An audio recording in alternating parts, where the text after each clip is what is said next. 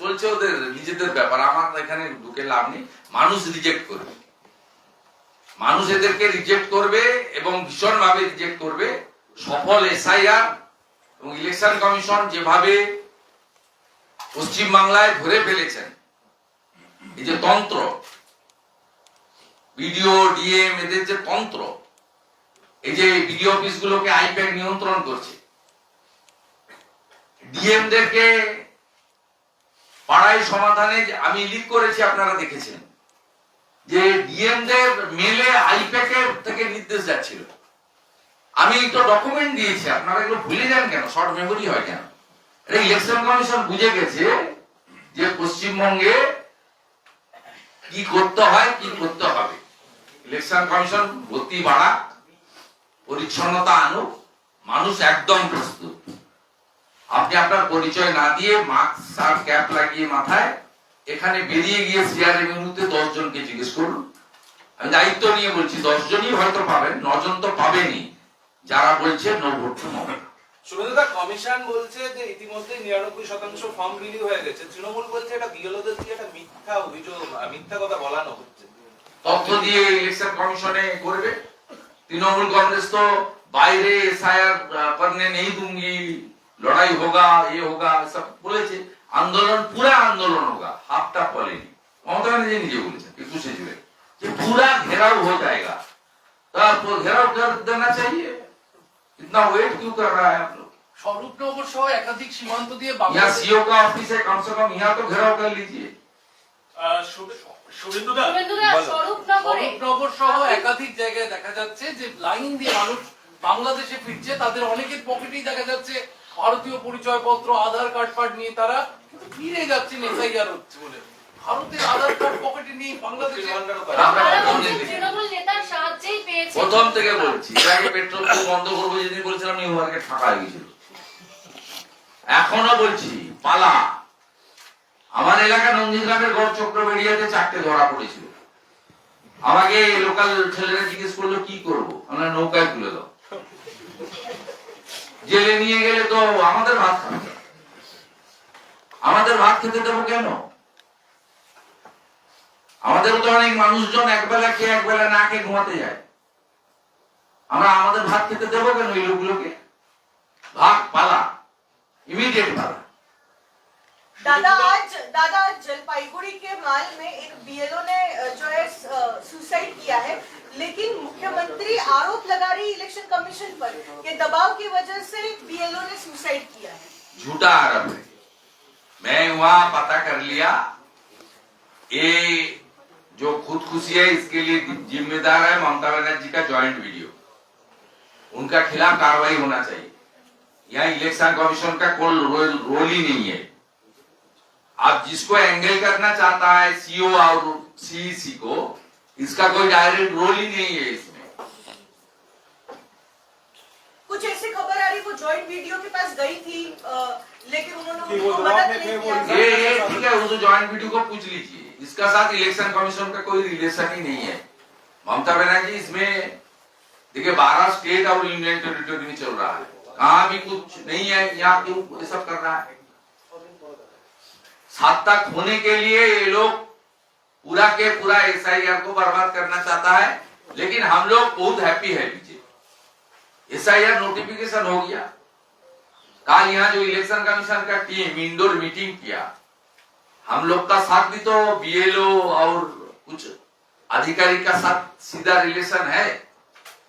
मैं leader of opposition हूँ, इतना दिन तक यहाँ का एमपी एमएलए मिनिस्टर था, मेरा साथ भी तो बहुत लोग का रिलेशन है, काम किया मैं। वो लोग फोन करके बताया, इलेक्शन कमीशन का जो आया था दिल्ली से, उन्होंने कहा कि अलीपुर में साउथ 20 परगना का जो मीटिंग हुआ था साउथ कलकत्ता लेकर, कलकत्ता और ये जोन का मीटिंग में सीधा बता दिया, मुझे बीएलओ ने बताया, सीधा बता दिया 7 फरवरी तक सही तरीके से वोटर लिस्ट होगा तो चुनाव होगा, वोटर लिस्ट नहीं होगा तो चुनाव नहीं होगा।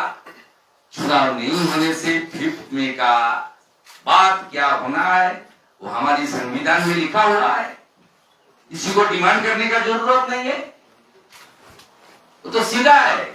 ये एसआईआर को पूरा करने का काम इलेक्शन कमीशन का है और उनका पूरा के पूरा कोऑपरेशन करने का काम स्टेट गवर्नमेंट का है। आप कुछ करेगा तो नुकसान आपका ही होगा। बंगाल का हर नागरिक का यही मांग है, इसको सत्ता से रखकर चुनाव मत कराइए, उसको सत्ता से हटा दीजिए। इसका पुलिस कैडर है, गुंडा लोग खुलाम घूमता है। ये लोग पिछले लोकसभा चुनाव में वेबकास्टिंग कैमरा तक बंद कर दिया था। जितना डेट है, फेक वोटर है, सबका वोट डाला है शाम को 4 बजे। एक तो जनता का मांग है, बीजेपी का मांग नहीं है, जनता का मांग है। ये उस तरफ जा रहा है, कोई दिक्कत नहीं, कोई दिक्कत नहीं, तो क्या लाइन सीधा जा रहा है। दादा, तो क्या प्रेसिडेंट्स रूल लागू हो जाएगा अगर 5 मई तक अगर सरकार? मेरा बात नहीं, आप कैलकुलेशन कर लीजिए ना, आप कैलकुलेशन कर लीजिए। BJP not demanded, we demanded fresh and fair voter list and we want transparent election should be held in Bengal. गुंडागर्दी रिगिंग बंद करो, अच्छा तरीके से चुनाव कराओ, ये हमारी इलेक्शन कमीशन से मांग है।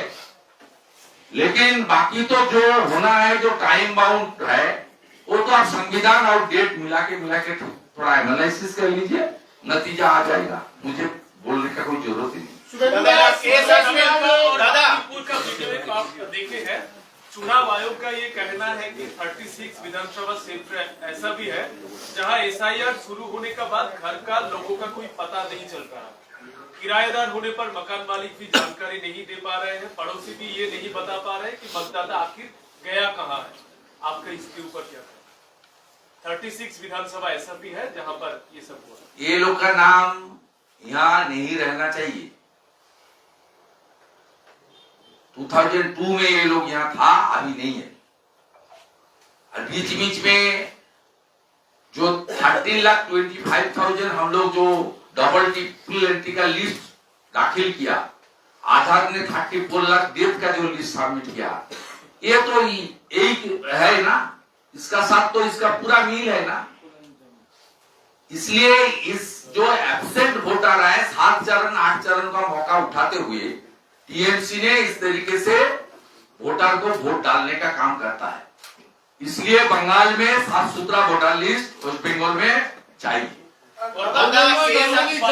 लोग खुलेआम ये कह रहा है कि कार्ड जो है बना कर दिया टीएमसी ने, वो वोट भी यहाँ पर डालकर गए। एक्सचेंज ऑफ रुपीज, इसमें दो रीजन है। एक रुपया लिया है 10,000 15,000 का, और दूसरा टीएमसी का वोट बैंक बन गया है।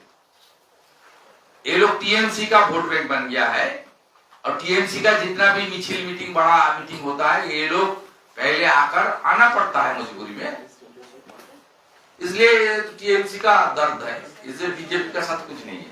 ये लोग बीजेपी का वोट बैंक नहीं है, और बीजेपी का सीधा सीधा है, हिंदू जो है शरणार्थी है उनका रहना चाहिए, उनको प्रोटेक्शन देना चाहिए, उसको नागरिकता देना चाहिए, वोटर लिस्ट में रहना चाहिए। लेकिन जो बांग्लादेशी मुस्लिम और रोहिंग्या है वो घुसपैठिया है, भारतीय नहीं है, उसको delete, detect, delete and deport.